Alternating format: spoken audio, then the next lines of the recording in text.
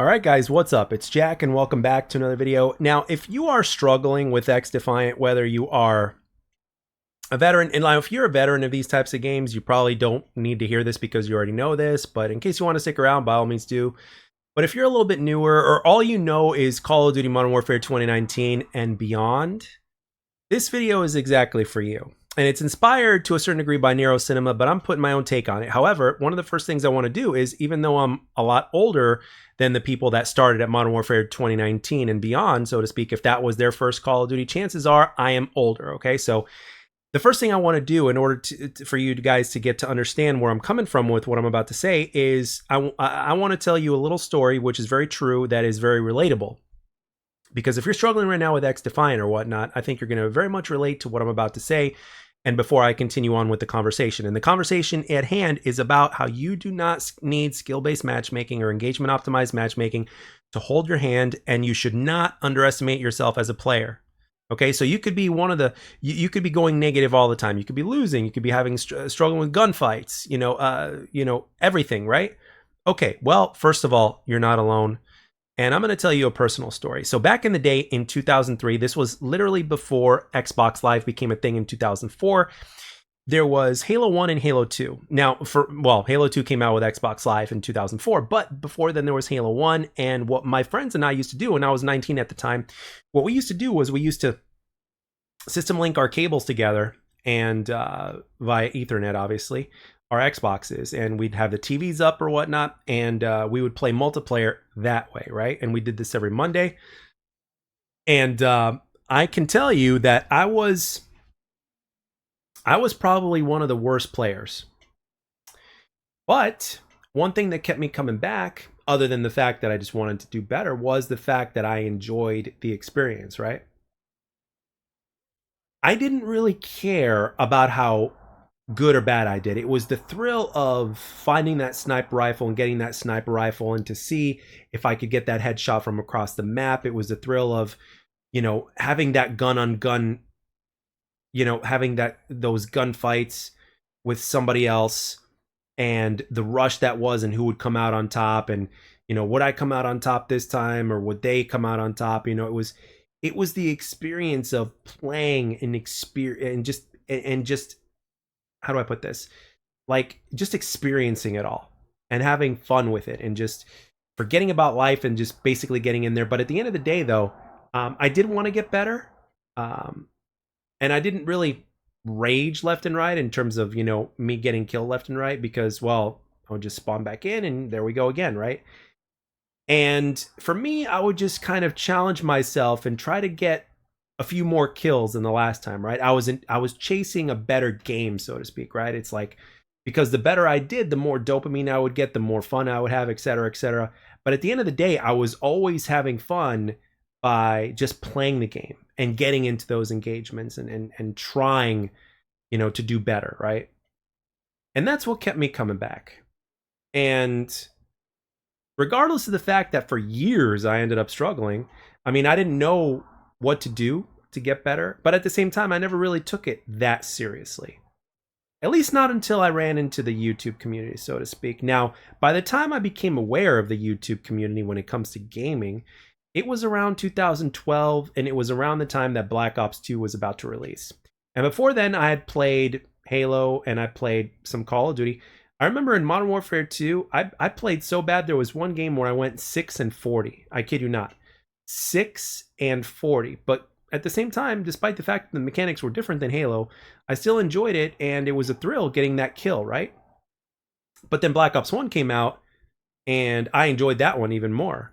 And I was always challenging myself to see if I can get more kills, or if I could, understand, how to move around the map properly, and, which weapon I wanted to use, and how I wanted to customize my classes, etc., etc. It was really a unique time. When Call of Duty Black Ops 1 came out, that was like, wow. I mean, to this day, there hasn't been a Call of Duty title to sell as many copies as Black Ops 1, and I was just enjoying it all. I was a complete noob, with average stats, but I was enjoying that experience, and I was always trying to see if I could do better, and I had no idea how. And then around that time, about a couple years later or so, I became aware of the YouTube community, and after watching videos And trying to assess everything, I started applying things. And then obviously I kept on playing the games. And for the longest time, there would be no improvement. But I was still putting in time and my gun skill was getting better. But that didn't make a difference because I wasn't moving around the map properly because I didn't understand how spawns worked. I thought it was all random. Whether you were playing team deathmatch or free-for-all, I thought it was all random. And then I saw a video to where somebody had mentioned in a very brief description how spawns worked. And then ever since then, I had a completely different experience with the game to where everything became amplified. Because there was a bit of information that I got through that video that made the difference for me. Because I had put in the time and my aim was getting better and I had a deeper understanding of the game. However, I kept on going in the wrong direction, which kept me getting shot from behind, from the back. My situational awareness wasn't where it was supposed to be. And then all of a sudden, once it became clear of how spawns worked, then the minimap became my best friend. I knew what to look for, and I had a very decent and yet basic idea of how to properly navigate the map in accordance with my rushing playstyle. I was always a rusher. And then over time, I ended up getting better and better at that. However, once I realized that small fact of how spawns worked, my score per minute, my kill death ratio, and how much longer I'd stay alive doubled overnight from that fact alone. But the reason why it was able to double was not just because I was applying the knowledge that I had learned. It was also because of all the time that I had previously invested in gun skill. But I just couldn't maximize it because I didn't know how to move around the map. And I wasn't taking advantage of some of the attachments and some of the perks the way they were meant to be taken advantage of. So now that I had some basic information under my belt, all of a sudden, this opened a pathway for me to learn more. And that's when I started to become better. And that's when I started to get an idea of what it takes to get better and what needs to be done. And it was because of the combination of two things. The time, the interest and the time invested into the game. And then the knowledge thanks to that YouTube video that I saw. And then ever since then, it just opened up my eyes to everything else. And then I would be able to teach myself how to get better, et cetera, et cetera. And, maybe I made a few videos on YouTube on how, So basically what I'm trying to tell you is that every single person that has gotten better at multiplayer shooters, regardless of whichever shooter it is or whatnot. Now, first of all, I'm not talking about the cheaters or whatnot. There's plenty of them today. I'm talking about the guys that are legit, that are not cheating. And gals, because there's gals out there that are really good at what they do as well. I'm talking about the people that are legit. Every single one of them went through a similar story as to what I did. So when you're playing XDefiant, and if you're struggling, remember, this is your story. You're going through this, just like we did. And just like us, if you want to make it to that other side, you're going to have to A, not give up. B, don't underestimate yourself. C, you need to start applying the knowledge that you gain, whether it's on YouTube or watching streamers, videos, all that stuff. You need to start applying it, because if you don't apply the knowledge that you gained, nothing's going to change. You have to apply it. So if you have a similar problem like myself and you don't understand how to navigate the map, that's what you need to work on. Or let's say you need to work on your aim, then you need to work on that. Or, a combination of all these things. But thankfully, though, when you play the game in and of itself, whether YouTube is a thing or not, you're going to get better at an aspect of it. And then if you happen to be dying a lot, you just need to ask yourself that simple question and look at it from a critical thinking standpoint and say, why am I dying a lot? And then you start to give yourself possible answers. And then what you do is you use the process of elimination to find out what the proper answer is to your question. And that is basically how you tackle problems, not just in gaming, but in many other ways as well. But rest assured, the pro players that you see, the bigger names, the smaller games, the in-betweeners, all those guys went through a similar, at some point in time in their life, went through a similar story when it comes to, multiplayer shooters. You didn't just, like, these guys, Scump, for instance, wasn't always Scump in the beginning since he first started playing.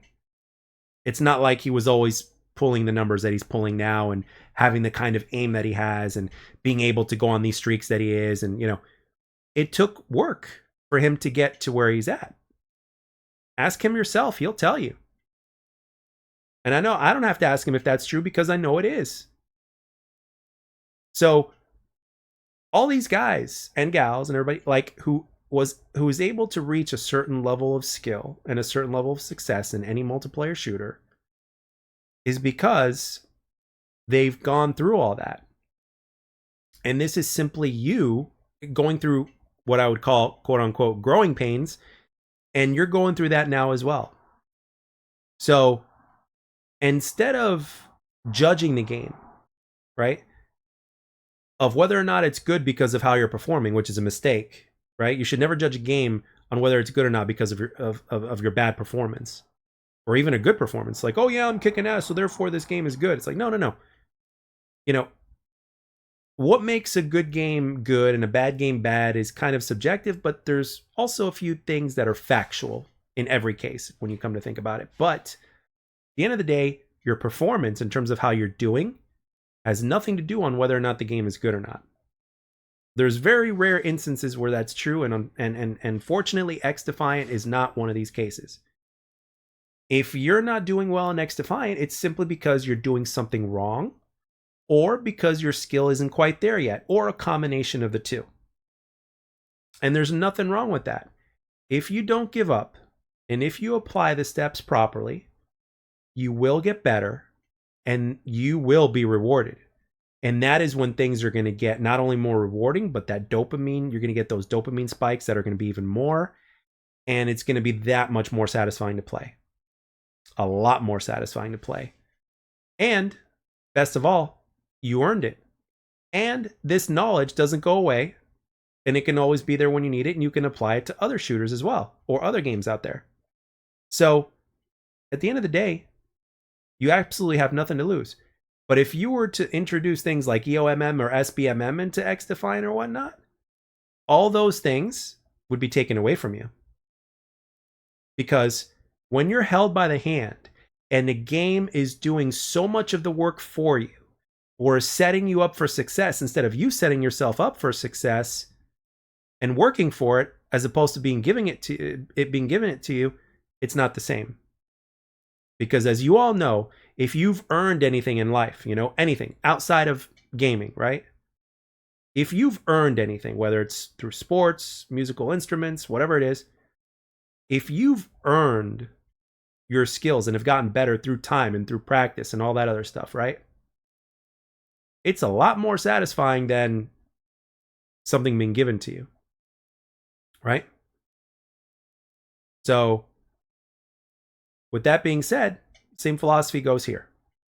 So, don't underestimate yourself. Don't give up. And if you enjoy XDefiant, that's all you need. If you enjoy the game, okay, forget about how good or bad you're doing. If you enjoy the game, stick with it, make the proper adjustments, use the process of elimination if necessary, figure out what you're doing wrong, adjust, and keep going. And the ones who don't quit are the ones that are going to see the difference, as opposed to the ones that do quit. Which is exactly what all of the successful players have been through, and that's basically how it works. So with that being said, guys, that's all I got for this one. And as always, I'd like to thank everybody for taking the time to watch and or listen. Let your comments be known down below, and I'll catch you guys on the next one.